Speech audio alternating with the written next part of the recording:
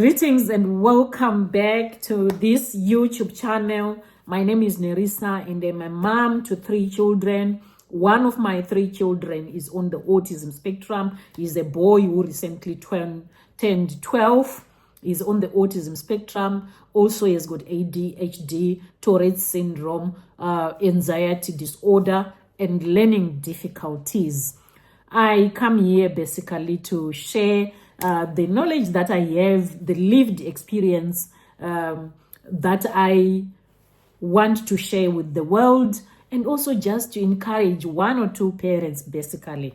So today I want to answer the other question that I have had, which says, why do we have more boys diagnosed with autism more than girls? Why is it that more boys are diagnosed with autism than girls? We have less girls who get diagnosed with autism. Why is it like that? That is what I want to discuss in this video today. So the first reason that I want to talk about is the differences in presentation of this condition. Remember, again, as according to the research, autism is a neurodevelopmental condition.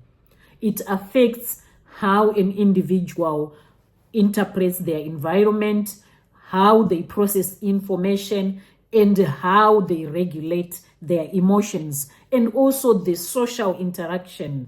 So it affects the behavior, the emotional regulation, and the social interactions. That is the definition of autism. I've done a video that focuses on that definition, and I've also done a video, if you go on my YouTube channel and scroll down, I've done a video where we were talking about the red flags, the symptoms, the things to look out for, and the things that can indicate for you that an individual might be autistic. And as parents, I'm a parent, so I don't diagnose. I share my lived experiences and do not use what I share as prescription or as diagnosis, but it can help you just to enlighten you, to make you understand much more better. And if you are a parent and maybe you're worried of 1 or 2 things, you could the information that I share basically is to just help you as a fellow parent, also to look out for the things that I used to overlook in the past that I wished I had not overlooked. So this is my disclaimer. I'm not an autism professional. I come here and share my experiences as a parent and just to encourage one another, one parent, that this autism journey, it's possible to manage, it's possible to thrive in, and also to encourage parents so that you just know that you are not alone. And today I want us to talk about the reasons why we have a lot more boys being diagnosed with autism than girls. Why we have that a gap between boys and girls of the diagnosis. And reason number 1 that I want to talk about is the different presentations that is in the females and in the males. Autistic girls in general, they exhibit more subtle social struggles. Remember, we already say autism is the way the brain is wired, and it affects the social interactions, it affects the behavior, it affects the emotional regulation. So because those are the aspects that autism affects, in girls, they tend to present subtle social struggles. That means already the social aspect, the social impact of autism on girls is a little bit more subtle, and they have fewer repetitive behaviors. That is already a second aspect which autism affects or impact in individuals. It already affects their social interaction. It already affects their behavior presentation, making the diagnosis very hard. Because when professionals are looking at individuals or at children or even adults to assess and make a diagnosis, they look at those aspects, the social interaction, they look at the behavioral output. So already, even the emotional regulation is not the same in boys and in girls. Reason number 2 is that girls, they develop strategies to mask and camouflage their autistic traits, making the diagnosis again very much challenging. So girls are very good, or they develop strategies to hide their autistic traits, which makes the diagnosis very difficult. If already a person is masking their traits, their autistic traits, how then do professionals, or how then do even parents know or pick the autistic signs? It becomes again difficult. That is why we end up having less girls diagnosed, not because they are not there, they are not struggling, but they are hiding and they are internalizing these struggles. Reason number 3 is the diagnostic bias. So autism diagnostic tools were developed based on male-dominated research and potentially missing the female-specific traits.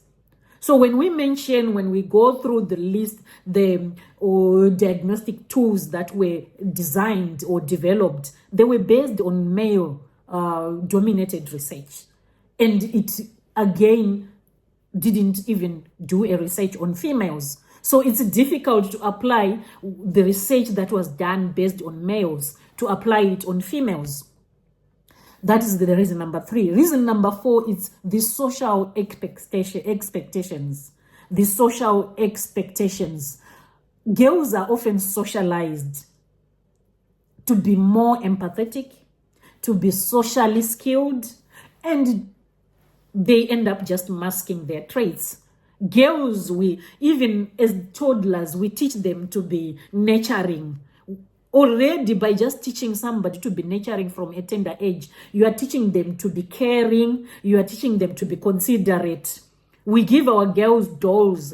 We want them we even say, the child is crying, the baby is crying. In that role playing, we are making them comforters. We want them already to know that they are a source of comfort from a very tender age. We want them to be, we groom them in a way that already we are teaching them of what they are expected to do in society. If a toddler sits, a boy and a girl, if they sit and the girl sits with her legs like this, we'll quickly say, please, can you sit properly? Whether they are sitting on the couch watching TV or they are just playing, we'll ask them to fold their legs or to cross their legs. But we rarely do that with boys, right? Already we are teaching them, we are conditioning them to behave in a certain way from a very young age, which we don't do with boys. Boys can sit with their legs apart and we're not going to say, please cross your legs. Already we are teaching them, we are conditioning them that you can really behave exactly, authentically the way you feel. But for girls, somehow we are already suppressing them. We are already saying, you cannot, even if you feel like doing that, it's not appropriate, it's not acceptable. And we keep reminding them that, remember, you are a lady. Already we are instilling societal values and societal expectations from them from a very tender age. And that then forces them to mask their autistic traits. Then reason number 5 is there is less research. Historically, autism research focused more on boys and leading to less awareness about female autism presentations. So back then, they used to say in every 4 boys that are diagnosed with autism, only 1 girl is diagnosed. Even though now recent research shows that in every 3 boys, one girl is diagnosed with autism. And that is because of that rise in adult female diagnosis. Adults who are now being diagnosed as in their 30s, in their 40s, in their 50s. That's when they are saying, okay, as we're only getting to realize or getting diagnosed now this late in life, what about those little girls that are being born? Why don't we pay the same attention we are paying as early as that possible? So that less research, historically autism research focused more on boys, leading to less awareness about the female autism presentations. Then reason number 6 is that internalized symptoms. Autistic girls might internalize their struggles, leading to anxiety, depression, or eating disorders which can mask autism. So you will realize that we have also like a rising cases of people who are complaining of depression, anxiety, eating disorders. That could be masking autism. And the other reason is the professional awareness. Professionals might not be recognizing autism in girls, leading to delayed diagnosis.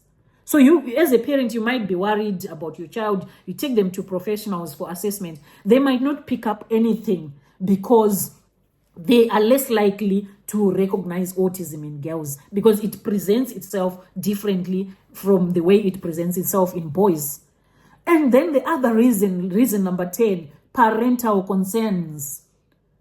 Most of the time, it's us parents who take our children or our loved ones to the professionals to make assessments. I have 3 kids and I've only taken my one child for assessment.